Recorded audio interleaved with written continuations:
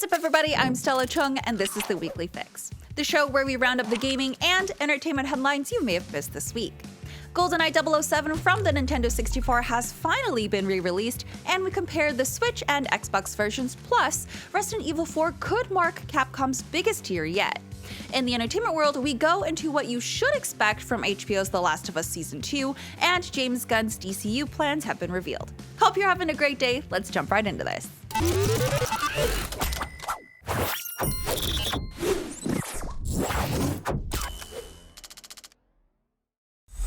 After almost 25 years, GoldenEye 007 is available on the Nintendo Switch and Xbox now. This should be good and fun for gamers who want to relive their Bond days or new gamers who want to try their hand at this retro shooter, but there are seemingly quite a few complaints at launch. We knew the re-release of GoldenEye would only support online multiplayer on the Switch version, which is just a port of the original N64 game.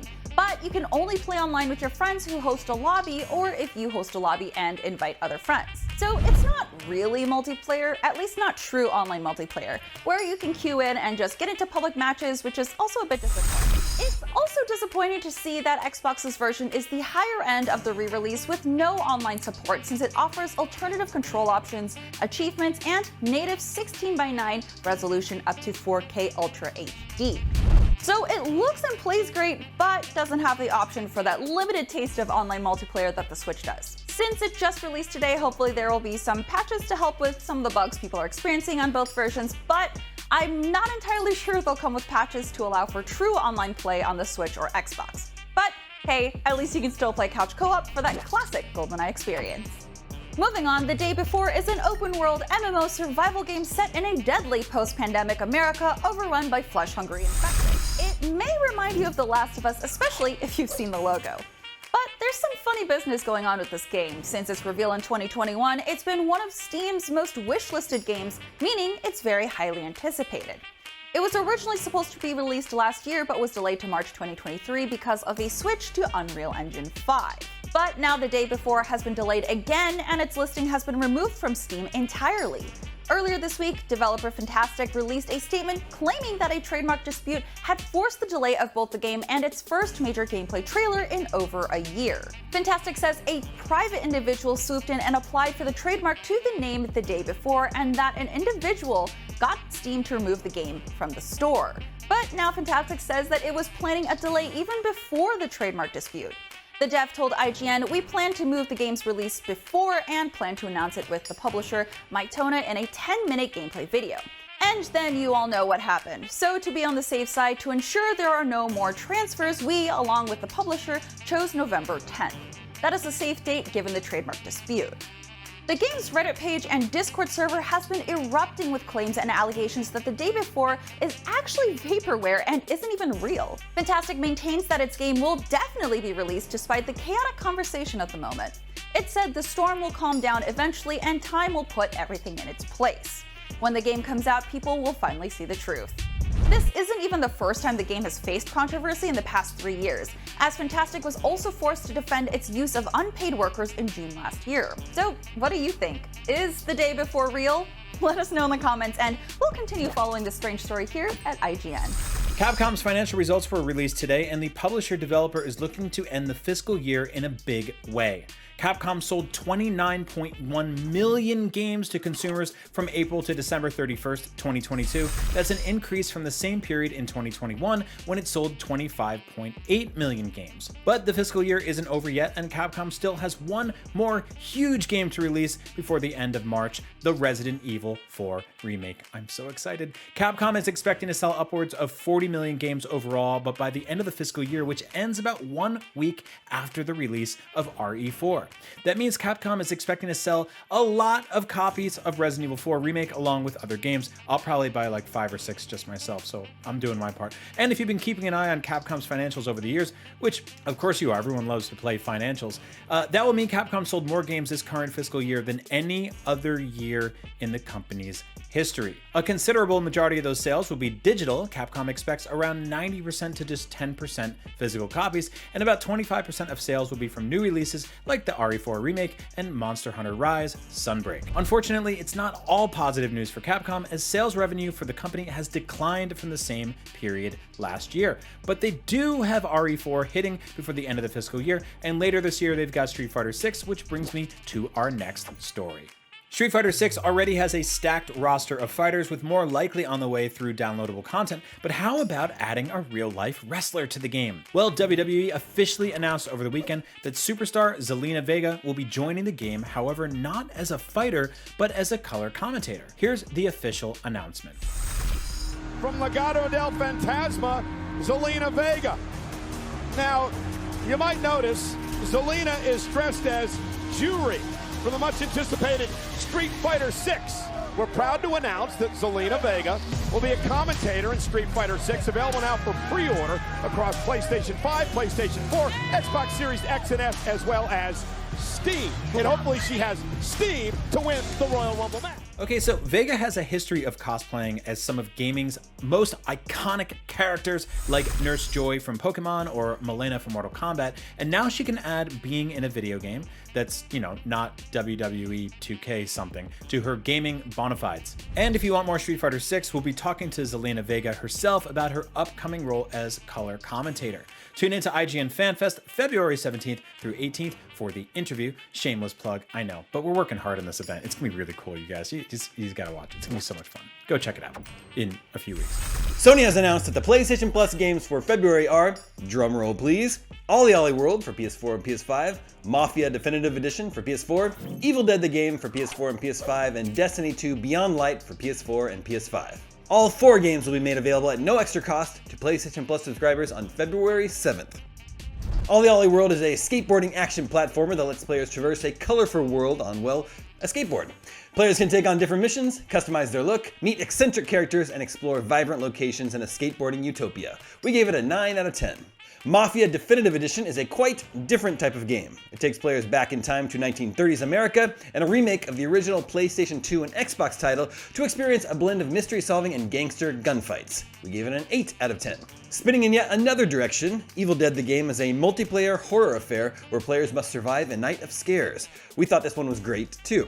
Finally, Destiny 2 Beyond Light will grant players access to the Year 4 expansion of the sci-fi shooter and all previous content. While we gave Destiny 2 itself an 8 out of 10, we gave the expansion a 7. These 4 games will be available until March 6th, with last month's games, Star Wars Jedi Fallen Order, Fallout 76, and Axiom Verge 2, leaving the service on February 6th. Moving on, in addition to announcing the new PS Plus games, Sony also announced that the PlayStation Plus collection will be removed from the subscription service on May 9th. Members can still redeem the games from the collection until that date and continue to access them afterward as long as they remain subscribers to the service. The collection has been a perk for PlayStation 5 subscribers since 2020, but will soon no longer be available. The games included Bloodborne, God of War, Uncharted 4, Fallout 4, Monster Hunter World, Resident Evil 7, and more. So it seems like this is more of an incentive to buy a PS5 or a thank you for buying one, rather than a new ongoing service. In any case, you have 3 months to claim anything you want to play in the collection. RIP PlayStation Plus Collection 2020 to 2023. Gone too soon. E3's first physical event in 4 years was supposed to be a triumphant return for the trade show, an opportunity to recapture some of the excitement of past conventions, which historically have been major showcase events for the games industry. However, it appears that when E3 2023 hits the Los Angeles Convention Center in June, it will be without 3 of its most important draws. IGN has heard from multiple knowledgeable sources that Xbox, Sony, and Nintendo all won't be a part of E3 this year or have a presence on the show floor. This information comes on the heels of Xbox's announcement last week that it would be returning to Los Angeles for its annual summer showcase, while declining to confirm whether it would be part of E3 itself. Xbox's decision to not have a formal presence on E3's show floor comes as a surprise given its support for the event in the past. Out of the big 3, it appeared the most likely to be at E3, not the least because it has several major releases to promote in 2023, including Starfield. Nintendo has also traditionally maintained a booth on E3's show floor, even after pioneering the direct presentation format. However, IGN has heard from sources around the industry that neither Nintendo nor Sony will be at the show. Ampere analyst Piers Harding-Rolls told IGN, "It's unfortunate that the physical event returns when Nintendo is at the tail end of the Switch lifecycle with no sign of a next-gen device this year. I'm not sure it will have many games to show this year, so it makes sense to skip." As someone who misses the excitement of the old E3, this is a bummer to hear. What is E3 even going to be this year? That will be a big question on all of our minds as June approaches. Moving on, while Microsoft has said 343 Industries will continue to make Halo games, despite recent rumors to the contrary, a new Bloomberg report states that the developer is basically being rebooted. The report states that 95 people were laid off from 343 this month, including top directors. One reason given for the recent turmoil is the switch from the studio's ancient game engine, Slipspace, based on old code from as far back as the 90s. It is supposedly the cause of Halo Infinite's many delays and the delays of new modes like Extraction and Assault. Late last year, the decision was apparently, and finally, made to switch Halo to the Unreal Engine. The report claims 343's first game to use Unreal will be a battle royale game codenamed Tatanka. Using Unreal could make the development of future Halo games go more smoothly, but there's also worry that switching engines will lose the classic Halo feel. As for the future of Halo Infinite, it doesn't sound like we should expect much more story content. The report claims 343 isn't working on any new story content for Infinite. Back in July of 2020, former Halo Infinite studio head Chris Lee told us, "Halo Infinite is the start of our platform for the future. We want Infinite to grow over time versus going to those number titles and having all that segmentation we had before. It's really about creating Halo Infinite as the start of the next 10 years for Halo, and then building that as we go with our fans and community." Yeah, how's that working out? Naughty Dog co-president Neil Druckmann says the studio has officially moved on from Uncharted and is now focusing on the next chapter of The Last of Us through the new multiplayer game. In an interview with BuzzFeed, Druckmann explained that Sony doesn't pressure Naughty Dog into creating a sequel just because the game is successful, and that the publisher has been very supportive in letting the studio follow its passions. He said, "For us, Uncharted was insanely successful. Uncharted 4 was one of our best-selling games, but we were able to put our final brushstroke on that story and say that we're done, we're moving on." After Uncharted 4, Naughty Dog did put out Uncharted The Lost Legacy, the spin-off that starred Chloe Frazer, and Sony released the Uncharted movie in theaters last year. My guess is that even if Naughty Dog is done with Uncharted, the property is too valuable for Sony to be done with it. So, what is Naughty Dog working on then? Well, when asked about a potential Part 3 of The Last of Us series, Druckmann noted that Naughty Dog is currently focused on creating a brand new story for the multiplayer game. He said, "We've been pretty open that the next Last of Us game is going to be this multiplayer experience where you'll be able to enter the world of The Last of Us with your friend and get to experience the tension and the brutality of that world, and a brand new story and cast of characters that live in another city that we haven't seen yet in the world of The Last of Us. This is going to be another chapter in the universe of The Last of Us." Naughty Dog showed off new concept art for the multiplayer game earlier this month and teased that more updates will be coming this year. As for a dedicated single-player Part 3, however, Druckmann continued, "Our process is the same thing we did when we did Part 2, which is if we can come up with a compelling story that has this universal message and statement about love, just like the first and second game did, then we will tell that story. If we can't come up with something, we have a very strong ending with Part 2, and that will be our end." But what do you think? Do you want a Last of Us Part 3? Those comments aren't going to write themselves. It's time to take a quick break. When we come back, the Netflix password crackdown has officially begun. Plus, we've got confirmation of multiple HBO The Last of Us seasons. See you in a bit. Welcome back. James Gunn recently presented his multi-year plan for the DC universe of films and TV series. But first, HBO's The Last of Us has exploded in popularity, and we've learned that there will be a season 2 and beyond. Let's find out some more on this. Now we've got confirmation that season 2 of The Last of Us is indeed happening over at HBO. Now the series premiered with 22 million viewers watching domestically, with both old and new fans buzzing about the series across social media. Now we've already heard both Craig Mazin and Neil Druckmann mention in interviews about how they don't plan on extending the series beyond the games, which gave hints that at least another season was on the horizon. Now it's official with this tweet from The Last of Us stating that the journey continues onward into season 2. Now, in a press release, executive producer Neil Druckmann said, quote, "The collaboration with Craig Mazin, our incredible cast and crew, and HBO exceeded my already high expectations. Now we have the absolute pleasure of being able to do it again with season 2. On behalf of everyone at Naughty Dog and PlayStation, thank you." No, thank you, Mr. Druckmann, thank you. Now, with the second episode bringing in 22% more viewers to the HBO series, it's no wonder it was renewed for a second season. And for those that still aren't on board for The Last of Us, you can watch the first episode for free right now on Sky TV's YouTube channel, but only those in the UK. Now with this announcement, fans can expect season 2 to cover The Last of Us Part 2. Now, the first season will cover the first video game, including the DLC Left Behind, and with the second game being significantly longer than its predecessor, there might be room for HBO and the showrunner to stretch it to 3 seasons, or perhaps have season 2 broken up into 2 parts, similar to what we've seen Netflix do with shows like Stranger Things. Now, my only question is, who will be cast as Abby? Now, a lot of fans online have been speculating the Wilds actor Shannon Barry might be cast in that particular role. Now, while she looks an awful lot like Abby, even admitting it herself in a tweet months after the release of Part 2, it's the fact that Neil Druckmann began following her on Instagram that's got the community all a-buzzing. But it's only speculation at this particular point in time and wishful thinking. Now, we'll have to wait and see when more information is released about Season 2 of The Last of Us, but definitely share your fan casting in the comments down below on what you're hoping to see in Season 2 of The Last of Us. All right, now in other news, the new Shazam trailer might reveal a whole lot more than anticipated from the latest DC superhero outing.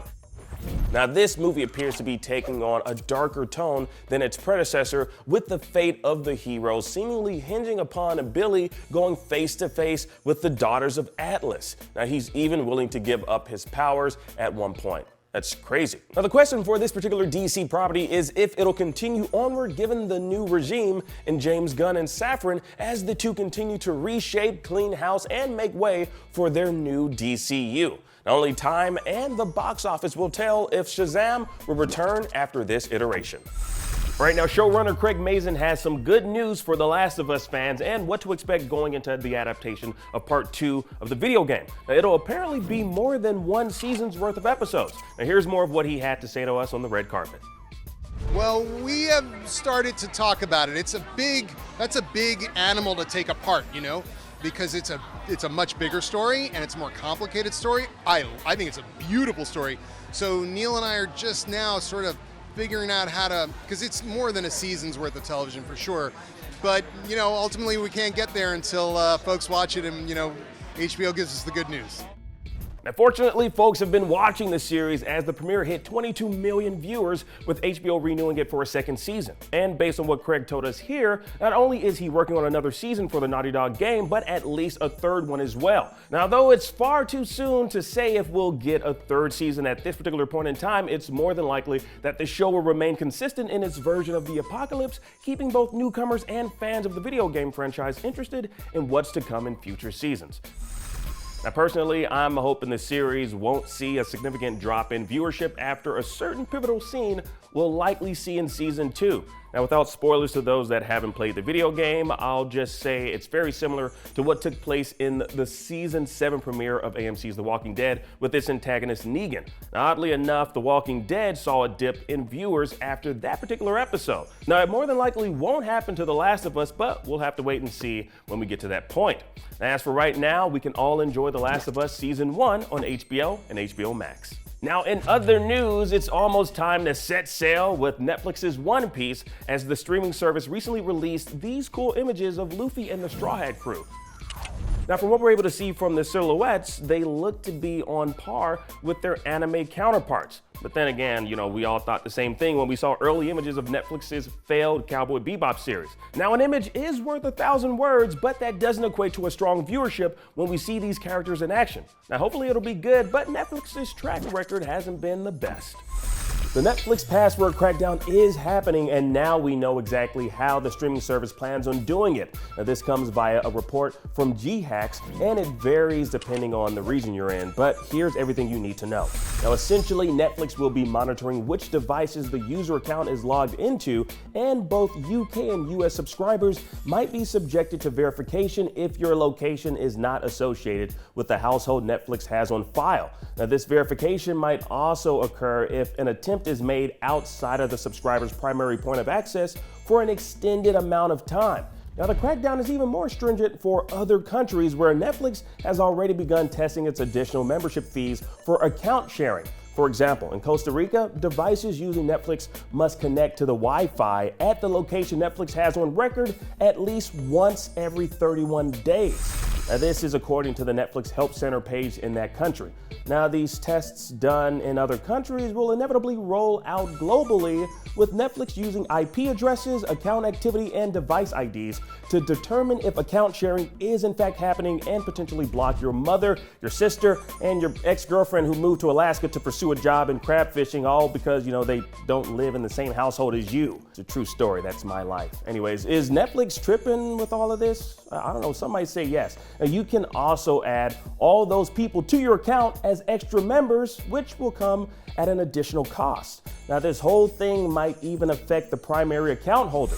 Now, say you're traveling abroad for an extended trip or even traveling domestically. Now, per Netflix's new guidelines, you'll likely have to request a temporary access code, which will last for 7 days.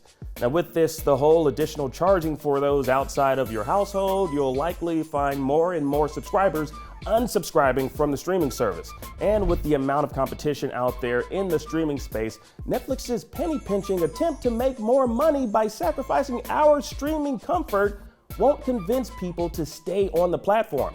And with so many ways to legally watch TV and movies available on the internet, the last thing you'd think a company would like to do is crack down on the paying customers they still have. But Netflix only cares about its bottom line and not so much those still subscribe. Now, I use a VPN, so I might be screwed because I don't know if I ever logged into my Netflix account outside of the Netherlands. Damn, you know what? But don't be surprised if folks start joining the Straw Hat crew and becoming pirates. And y'all know what I mean. Y'all know what I mean when I say that. I ain't talking about the live-action Netflix series One Piece. Anyway, we'll wait and see how this whole thing shakes out. In other news, DC Studios' Peter Safran praised David Zaslav for canceling the Batgirl movie as he agrees it was not releasable. Now, Safran went on to say, quote, "I actually think that Zaslav and the team made a very bold and courageous decision to cancel it because it would have hurt DC. It would have hurt those people involved." Now, that's actually pretty crazy. I never heard of someone referring to the cancellation of the release of video content as bold and courageous. So it was bold and courageous when that one show I was on here at IGN got canceled? Now, as we all know, Pokemon are known for saying their own names. Pika Pika, Squirtle Squirtle, Mr. Mime don't say his name. But anyways, you get the point. Yeah, you know what, at least that Batgirl movie never got released. That video is still circulating on the internet like a reminder of how cringe I was. I still am, but it's on purpose these days, yeah.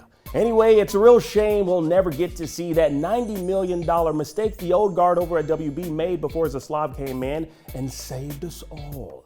But at this point, I think we just want to see the movie just to know how bad it really is.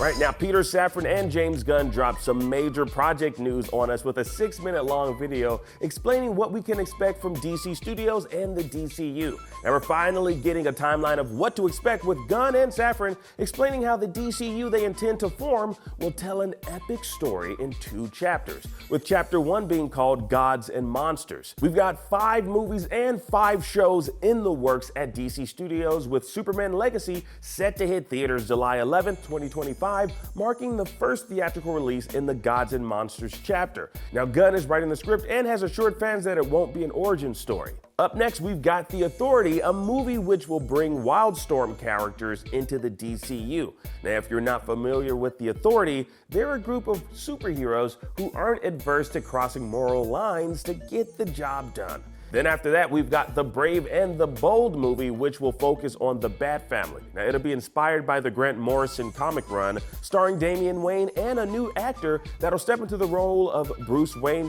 / Batman. That's not the only Batman film in the works. Matt Reeves' follow-up to 2022's The Batman will see Robert Pattinson don the cape and cowl again 3 years from now in 2025. Then we got a Supergirl Woman of Tomorrow slated to release 2 years after Superman Legacy and a Swamp Thing film to bookend the Gods and Monsters chapter. Now, over on DC TV, Creature Commandos will see a 7-episode run written by James Gunn. Now, this is a team assembled by Amanda Waller, and the animated series will feature voice talent who will likely perform as their characters in live action, which is always nice. That's cool. And speaking of Amanda Waller, actor Viola Davis will reprise her role in the series entitled Waller, where DC fans can expect to see some Suicide Squad and Peacemaker crossover take place. Now, Booster Gold and the Lanterns will be making their way to television as well. Now, the cool thing about the Lantern series is that it'll draw inspiration from detective shows like True Detectives, pretty much playing out a cosmic mystery of some sort. And then we have Gunn and company taking us to Themyscira in Paradise Lost. Now, the story will take place years before Diana's birth, serving as an origin story for the Amazons that occupy the land. Now, that's just a brief breakdown of what we can expect in the Gunn and Safran DCU. Now, Gunn also explained how everything that was in the works prior to his employment fits in with his new vision of the DCU. Like anything that doesn't align with the overarching story they're working on, such as Teen Titans Go or Matt Reeves' The Batman, will be known as DC Elseworlds. Now, the Elseworlds were a set of comics that took place outside of the DC Comics canon universe, created so as to not disrupt the already established continuity with its mainline properties. Now, it's great to see that applied here so that, we can still get those unique takes on iconic DC characters. Now, there will definitely be more news regarding casting, directors, and the like as time goes on, and we'll keep you updated as news breaks. So for more DCU news, keep it locked right here on IGN. I'm Stella Chung, and that was your weekly fix. We'll be back here next Saturday with more of the biggest gaming and entertainment news of the week. See you then.